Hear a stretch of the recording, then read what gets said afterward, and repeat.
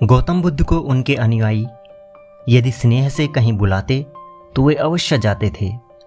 फिर जब बुद्ध पहुंचते तो श्रोताओं की भारी भीड़ उमड़ पड़ती।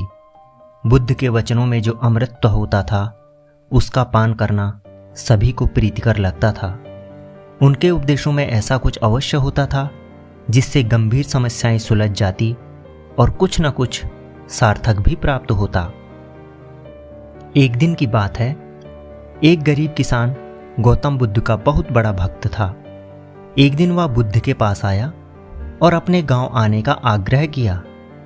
बुद्ध उसके गांव पहुंचे तो सारा गांव उन्हें देखने व सुनने के लिए उमड़ पड़ा, किंतु वह किसान नहीं आया। हुआ ऐसा कि उस दिन किसान के बैलों की जोड़ी कहीं खो गई। किसान इस दुविधा में रहा कि बुद्ध का प्रवचन सुने या अपने बैलों को खोजे। काफी सोचने के बाद उसने अपने बैलों को खोजने का निर्णय किया।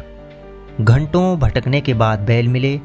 थका हारा किसान घर आया और भोजन करके रात को सो गया। अगले दिन वह अति संकोच से क्षमा प्रार्थी बनकर बुद्ध के पास पहुंचा तो वे बड़े स्नेह से बोले, मेरी दृष्टि में यह किसान मेरा सच्चा अनुयायी है। इसने उपदेश से अधिक कर्म को महत्व दिया है।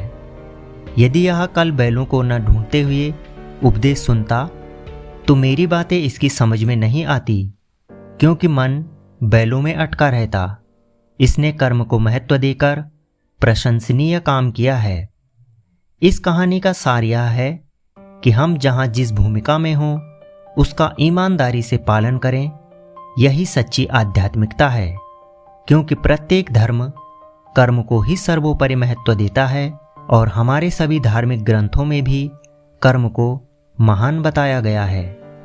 हमें आशा ही नहीं बल्कि पूरा विश्वास है कि आपको यह छोटी सी कहानी बहुत अच्छी लगी होगी।